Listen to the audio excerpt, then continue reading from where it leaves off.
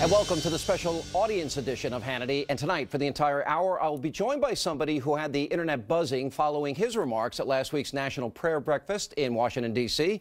Dr. Benjamin Carson is one of the most accomplished physicians in the entire world. But despite his many accolades, which include being awarded the Presidential Medal of Freedom in 2008, he was an unknown quantity to many Americans. That is, until he stepped up to the podium last Thursday morning, and with the President of the United States sitting just steps away, Dr. Carson eloquently and politely described his vision for saving America. Among the topics that he covered, the perils of political correctness, education, the healthcare system, and much more. Let's take a look at a quick preview. One last thing about political correctness, which I think is a horrible thing, by the way. I'm very, very compassionate, and I'm not ever out to offend anyone. But PC is dangerous. Because you see, this country, one of the founding principles was freedom of thought and freedom of expression. And it muffles people. It puts a muzzle on them. Why is it so important that we educate our people? Because we don't want to go down the same pathway as many other pinnacle nations who have preceded us. I think particularly about ancient Rome. Very powerful. Nobody could even challenge them militarily. But what happened to them? They destroyed themselves from within. Moral decay, fiscal irresponsibility, they destroyed themselves. And if you don't think that can happen to America, you get out your books and you start reading. Now, we're going to have much more of the doctor's speech as we continue tonight, but not surprisingly, whenever somebody has the courage to speak truth to power, particularly when it involves the president, well, he or she quickly becomes a bit of a political lightning rod. Now, that familiar phenomenon happened in the aftermath of Dr. Carson's comments, with some pundits describing his actions as, quote, disrespectful. Now, tonight, he will have the opportunity to respond to those critics. We'll also hear from the doctor on how we can turn around the economy, restore credibility to our healthcare system. Also, Frank Luntz tonight will stop by with a focus group of voters who actually dialed Dr. Carson's speech. Now, do they think he may have a shot sometime in the future at the White House? Well, that surprising answer lies ahead. But before we get into all of that, it's time to meet the man himself. We welcome author of America the Beautiful and the director of pediatric neurosurgery at Johns Hopkins University, Dr. Benjamin Carson. It's an honor to have you. Welcome aboard. Thank you. Welcome, everybody. Doctor, you've gone viral. Maybe not something you predicted in your life? Yeah, usually in medicine when we think of viruses, it's not a good thing. But this one, this one turned out to be very good because I've been just overwhelmed by the responses. So many people are just overjoyed to hear some common sense. And I don't think that I've put forth anything that's that intellectually challenging. It's just that it's so much better than most of what we're hearing from Washington that it seems like, you know, a great revelation. And, you know, the important thing, I think, is to begin the dialogue. You know, some people say, you know, you can't say something like that in front of the president. Well, when did this become a monarchy? You know, we are the people. The president works for us. And, you know, we need to remember that, you know. This is a country that is for, of, and by the people, not for, of, and by the government. And that is the big battle that we are in right now. And we need to make a decision with our eyes open. Which country do we want to be? It's interesting because you made the comparison of ancient Rome, and you said this could happen to America. Is that something you fear? I definitely fear it because we're in very much the same position that they were in. So powerful, pinnacle nation in the world, no competition, going to be there forever, so they thought. And then all the military expansionism started. And capturing this group and this group, of course, that requires a lot of resources when you capture people to keep them under control. And they quickly began to run out of money. And then they're looking for any kind of scheme to get money from the people. And the rich people, they have a lot of money, so let's come up with some schemes to get their money. And of course, that erodes another aspect of confidence and creativity within your society. And they just continued right down the path of destruction. And that could happen here. It's in the process of happening. The real question is, are we smart enough to stop it? Can we actually learn from those who've gone before us or must we inexorably go down the same path as all those people who've preceded us and done the same thing? Let's hope not. You actually used the phrase on my buddy Neil Cavuto's show. You said somebody's got to stand up to these bullies. Define the bullies that you were talking about. Well, the bullies I'm talking about are the PC police. And, you know, they come in many shapes and forms. Certainly a lot of them in your business. I'm very well aware of them, yes. The media who try to define what you're supposed to think. And unfortunately, I think it's the very thing that our founders were talking about when they said it's so important, and our system of government is based upon a well-informed populace, because if they're not well-informed, they are very easy to manipulate. And all you have to do is look at some of those Jay Leno segments where they go man on the street. Jaywalking. Yeah. My favorite segment. By your background, this is amazing to me, your background. Mm. Your mom was married at 13, yeah. One of 24 children? Yes. And you were not a very good, you were a troublemaker. I was perhaps the worst student you've ever seen.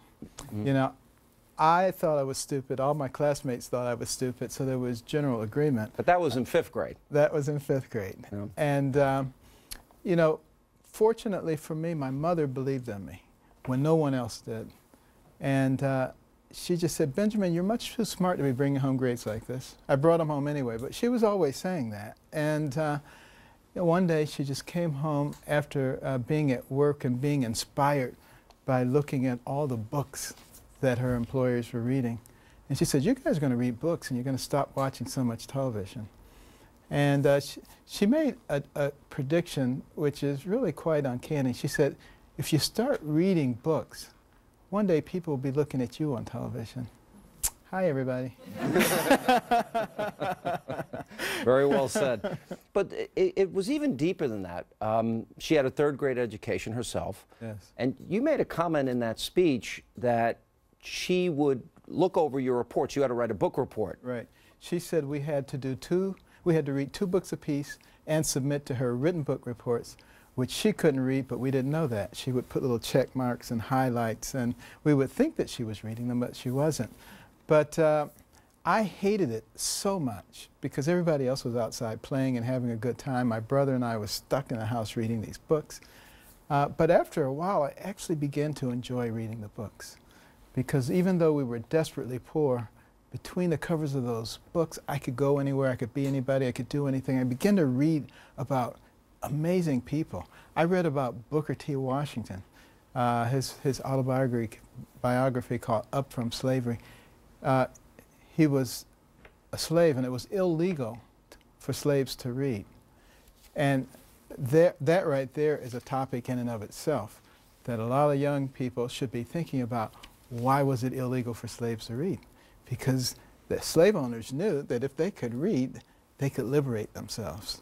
And the same thing goes today. Those young people who are not availing themselves of the educational opportunities are intentionally enslaving themselves. The Latin phrase for education, educere, to bring forth from within, it presupposes all of these kids were born with that talent. That's their gift. Absolutely. You had a particular talent, too, in school, where you could push people's buttons. I read a commencement address you gave in 2007.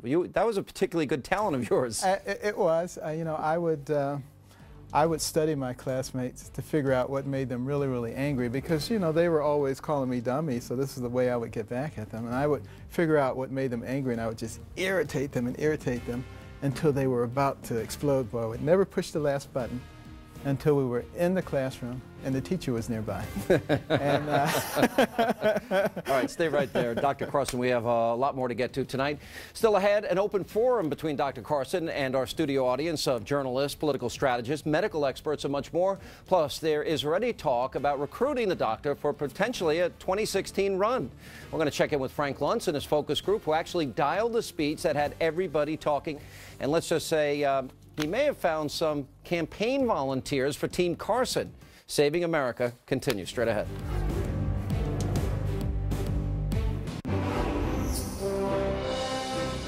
What about our taxation system? So complex There is no one who can possibly comply with every jot and tittle of our tax and say. What we need to do is come up with something that's simple. And when I pick up my Bible, you know what I see? I see the fairest individual in the universe, God, and he's given us a system. It's called tithe. Now, we don't necessarily have to do it 10%, but it's principle. He didn't say, if your crops fail, don't give me any tithes. He didn't say, if you have a bumper crop, give me triple tithes. So there must be something inherently fair about proportionality. All right, finally, after months, if not years, of hearing President Obama lecture the so-called rich about paying their fair shares, well, somebody finally had the courage to stand up and issue a rebuttal to the president and his divisive class warfare rhetoric. Now, it came when Dr. Benjamin Carson issued a forceful challenge to the president's liberal approach to last week's National Prayer Breakfast. But unlike so many politicians in Washington, the doctor's comments were much more than meaningless bluster. He actually backed him up with facts and policy proposals, including a flat tax. Joining me now to talk about his approach to saving America's failing economy, my guest for the hour, please, everybody, welcome back, Dr. Benjamin Carson. But I'm just curious, I don't know if anyone's even asked you this question yet. What was the president's reaction personally to your speech? Did you talk to him? I talked to him afterwards, and he came over. He was very gracious, said, you know, thank you for your speech. He didn't say he enjoyed it, but he did say, and he said he admired me. I suspect you might have known that going in. Let me play, you said something in talking about the economy that really hit home with me. Okay. And that's about the deficit. $16.5 trillion we have. That is a number that is so mind-boggling, and that's why I said if you counted one number per second, it would take you 507,000 years, more than 500,000 years. It's a number that's just staggering, and it's continuing to grow. And you know, we sit around and we talk about, well, maybe we can keep it from growing further. We need to reduce it, and the way to reduce it, obviously, is to get the economy growing again. You know, it doesn't really do any good to keep taking from this tree or that tree and squeezing it down. You know, I like parables, so in the book America the Beautiful, I give a parable of two brothers, identical brothers, and they're put on deserted islands with their families. And one had the philosophy, they only ate trees and products of trees. One had the philosophy, I'm going to eat what I need, and I'm going to let the others grow. Pretty soon, he had an entire forest. He had enough food forever. The other one, as soon as a sapling came up, he was on it and eating it. And he and his family eventually starved to death. It's basically the same kind of thing if you keep taking and taking, rather than creating a situation where you can grow. And you look at the fact that we have the highest corporate taxes in the world, and then we wonder why companies are going offshore. Well, we need to go back to basic business school and understand that companies are there to earn money, not to be social welfare organisms. Mm-hmm. And let me play for you a history. This is President Obama has said many, many times that he's going to fix the debt and the deficit, and he spoke earlier this week at the State of the Union. Let's go down memory lane here. Now, what I've done throughout this campaign is to propose a net spending cut. And I want to go through the federal budget line by line, page by page. Programs that don't work, we should cut. Today, I'm pledging to cut the deficit we inherited by half by the end of my first term in office. I will use the money we're no longer spending on war to pay down our debt. My plan would cut our deficit by $4 trillion. But what my opponent didn't tell you was that federal spending, since I took office, has risen at the slowest pace of any president in almost 60 years. $6 trillion in new debt since he became president. I'm not asking you a political question. Right. To me, this is more of a moral issue.